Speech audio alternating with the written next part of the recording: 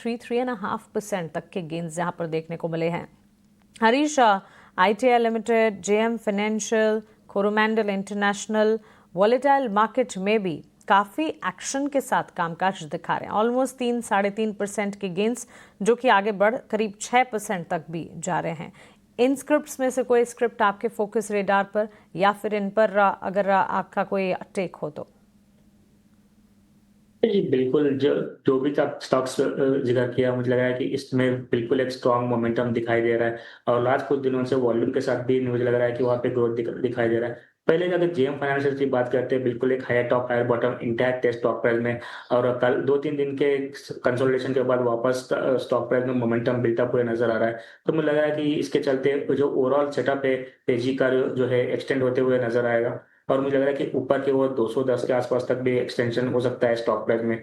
तो बाइंग बने रहना चाहिए। अगर फ्रेश बाइंग के लिए भी बिल्कुल जिस तरीके से करेक्शन देखने मिल रहा है, वहां से रिकवरी देखने मिल रहा है, मुझे लग रहा है कि रिस्क रिवॉर्ड भी थोड़ा फेवरेबल है और मुझे लग रहा है कि 177 के स्टॉक के साथ मुझे लग रहा है कि यहाँ पे बाइंग के लिए जेएम फाइनेंशियल की कर सकते हैं और ऊपर मुझे लग रहा है कि 210 के लिए आसपास के लिए टारगेट के लिए जेएम फाइनेंशियल देख सकते हैं। और अगर दूसरा चीज है कि आईटीआई मुझे लग रहा है कि देखिए क्लियर ब्रेकआउट तो दे चुका है, लेकिन मुझे लग रहा है कि थोड़ा बहुत वॉलेटाइल स्टॉक है, तो उसके चलते मैं थोड़ा स्ट्रिक्ट थोड़ा अवॉइड करूंगा फिलहाल के लिए। बिल्कुल यहाँ पे मोमेंटम बन सकती है, अगर किसी के पास बाइंग है तो बने रह सकते हैं, लेकिन जो भी है स्टॉप लॉस मेंटेन करिए, क्योंकि जिस तरीके से वॉलेटिलिटी स्टॉक में देखा गया पिछले कुछ टाइम पे, तो मुझे लग रहा है कि स्टॉप लॉस के साथ ही ट्रेड करना चाहिए। मुझे लग रहा है कि 300 के करीबन एक सपोर्ट है, तो मुझे लग रहा है कि इसके स्टॉप लॉस होल्ड बने रखे। हो सकता है कि स्टॉक प्राइस में 450 का लेवल भी 350 का लेवल भी देखने मिल सकता है, तो उतना वेट एंड वॉच करे। मुझे लग रहा है कि होल्ड बने रहिए और फ्रेश बाइंग तो बिल्कुल अवॉइड करूंगा इस स्टॉक में। स्टॉप लॉस मेंटेन करना चाहिए 300 का आईटीआई में बाइंग के। इन स्टॉक्स पर ये एक टेक बनता हुआ स्टॉक्स में मूवमेंट है, लेकिन लेवल बेस्ड कामकाज है और हमारे एक्सपर्ट जो लगातार आपको लेवल्स बता रहे हैं, टारगेट स्टॉप लॉसेस सुझा रहे हैं, उस पर खास तौर से नजर रखिएगा। जेएम फाइनेंशियल हालांकि यहाँ से आगे 210 तक के लेवल्स भी देख सकता है। 189 के लेवल्स पर 3% के गेंस ऑलरेडी यहाँ पर नजर आ रहे हैं। हरीश जी, येस बैंक पर ना आपसे एक टेक जानना चाहूंगी। देखिए, पिछले एक महीने में स्टॉक ने अपसर्ज देखी ऑलमोस्ट 5% की, लेकिन पिछले 3 महीने में स्टॉक ने ऑलमोस्ट 16 से 20% तक के डाउन ट्रेंड्स भी देखे हैं।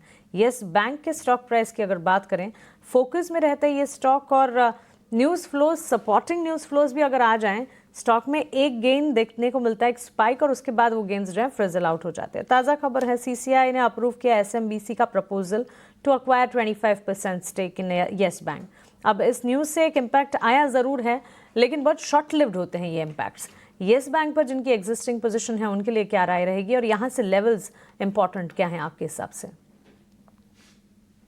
मानसी जी बिल्कुल आपने सही बताया कि मार्केट में अगर देखा जाए तो एस बैंक स्पेशली देखा है तो ऊपर केवल एक जब भी एक न्यूज आता है वहां पे स्पॉट देखने मिलता है, लेकिन वो जल्दी ही फिजिल होता हुआ नजर आता है। अगले 2-3 दिन में मुझे लगता है कि स्टॉक प्राइस फिर से एक बार वही प्राइस पे आ जाता है। तो मुझे लग रहा है कि थोड़ा बहुत कॉशियस अप्रोच रखना चाहिए स्टॉक में। कल मुझे लग रहा है कि जिस तरीके से वॉलिडिटी इसमें स्टॉक में देखने मिलती है, जब भी मौका मिलता है तो बाय किया वो पोजीशन मुझे लग रहा है कि ऊपर की ओर एग्जिट करना बेटर रहेगा, क्योंकि पोजिशनल में रखने में मुझे लग रहा है कि स्टॉक में ज्यादा होल्ड रखना थोड़ा मुश्किल है स्टॉक में। तो जैसे स्टॉक में स्पॉट मिलता है वहां पे प्रॉफिट बुकिंग करने के लिए कोशिश करना चाहिए। फिलहाल के लेवल्स की बात करते हैं तो मुझे लग रहा है कि सपोर्ट जो है 1950 के अराउंड एक इमीडिएट सपोर्ट है और ऊपर का रेजिस्टेंस देखा है तो 2070 के आसपास है। तो मुझे लग रहा है कि एक दायरे में है स्टॉक प्राइस, हो सकता है कि थोड़ा बाउंस मिल सकता है, लेकिन मुझे लग रहा है कि इसमें थोड़ा कॉन्फिडेंस लैकिंग है स्टॉक में। तो इसके लिए फिलहाल मैं बाय रेकमेंडेशन बिल्कुल अवॉइड करूंगा इस स्टॉक में। अगर किसी और बाइंग है तो थोड़ा छोटे से स्टॉप लॉस के साथ मेंटेन करें। 1920 के स्टॉप के साथ ऊपर की ओर मुझे लग रहा है कि 21 के आसपास भी मिल जाता है, तो मुझे लग रहा है कि वहां पे एग्जिट करना चाहिए इस स्टॉक से। बिकॉज लैक ऑफ कॉन्फिडेंस यहाँ पर, अगर पोजीशंस भी हैं तो 21 तक के लेवल्स अगर दिख जाएं तो एग्जिट यानी कि निकलने की ही चेष्टा करें। एग्जिट अपॉर्चुनिटी इनफैक्ट यहाँ पर ढूंढनी चाहिए। हरीश, फार्मा स्पेस पर भी एक नज़र होनी चाहिए। Pharma, health care, diagnostic, hospital, CDMO, cramps, कई सारे सब सेगमेंट्स हैं आप फार्मा के।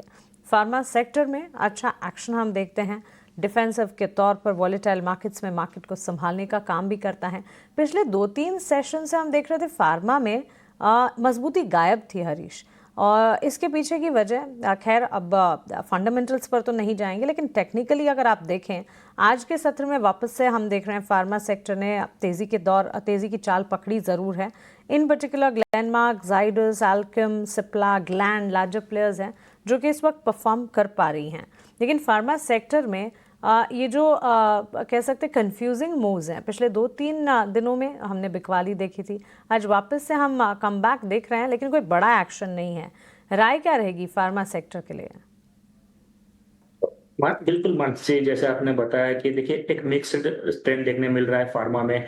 जो जिस तरीके से यूएस टैरिफ के न्यूज के चलते कभी कभार सडनली एक सेल ऑफ देखने मिलता है, लेकिन बाद में अभी तक कोई क्लियर इंडिकेशंस नहीं है वहां पे फार्मा में, तो उसके चलते हमने वापस रिकवरी भी देखने मिल रहा है। तो ओवरऑल एक मिक्स सिनेरियो देखने मिल रहा है फार्मा में। लेकिन मुझे लग रहा है कि इसके चलते उससे भी मुझे लग रहा है कि हॉस्पिटल सेगमेंट में मुझे लग रहा है कि वहाँ पे कंसिस्टेंटली एक स्टेडी ग्रोथ दिखाई दे रहा है। तो मुझे लग रहा है कि उसमें से अगर देखा है तो अपोलो हॉस्पिटल्स बिल्कुल जिस तरीके से एक छोटा सा करेक्शन देखने मिल रहा है, वापस एक सपोर्ट के आसपास आ चुका है स्टॉक प्राइस। मुझे लग रहा है कि यहाँ पे एक अच्छा मौका बन सकता है अपोलो हॉस्पिटल्स में बाइंग करने के लिए। देखिए जिस तरीके से एक ब्रेकआउट दिया था पिछले महीने में, तो उसके बाद मुझे लग रहा है कि उसी के आसपास 7,600 के आसपास एक सपोर्ट जोन था, वही उसी के आसपास से रिकवरी देखने मिल रहा है। तो मुझे लग रहा है कि यहाँ पे फिर से एक बार ट्रेंड अपसाइड की ओर नजर आ रहा है। मुझे लग रहा है कि ऊपर की ओर जो प्रीवियस ऑल टाइम हाई था 7,980 लेवल, तो ये फिर से लेवल्स टेस्ट कर सकता है स्टॉक पर। अगर उसके ऊपर निकलता है तो मुझे लग रहा है कि और थोड़ा तेजी भी देखने मिल सकता है। तो करंट लेवल्स पर रिस्क रिवॉर्ड बहुत फेवरेबल है। मुझे लग रहा है कि 7,600 के स्टॉक के साथ बाइंग कर सकते हैं करंट लेवल्स पे। ऊपर मुझे लग रहा है कि टारगेट्स 7,900 और 8,000 के लेवल्स पे देखने मिल सकते हैं। अपोलो हॉस्पिटल्स एक अच्छा बाय रहे रिकमेंडेशन रहेगा करंट लेवल्स पे।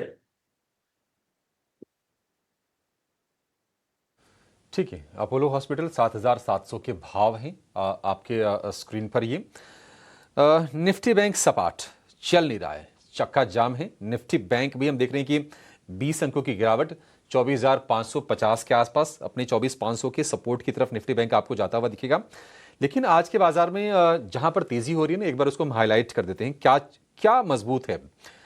मेटल शेयर में बाइंग है। आप देखिए Hindalco, Tata steel, JSW steel के शेयर आपको ऊपर दिखाई देंगे। वेदांता ऊपर है, नाल्को ऊपर है, सेल ऊपर है। तो ये मेटल में चौतरफा आज हम बाइंग देख रहे हैं। और इस बाइंग के पीछे की वजह यह है कि हाल फिलहाल जो प्रोडक्शन के जो फिगर्स आए हैं मेटल कंपनीज की तरफ से वो अच्छे आए हैं। मॉयल आज का टॉप गेनर है। कल हमने देखा था कि एनएमडीसी चल रहा था।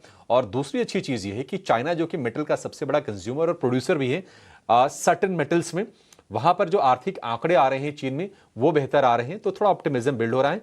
और भारत और जो चीन के रिलेशंस हैं वो भी थोड़े अच्छे नजर आ रहे हैं। इसके चलते भी हम देख रहे हैं कि मेटल को सपोर्ट मिल रहा है। म्यूचुअल फंड का कारोबार करने वाली जो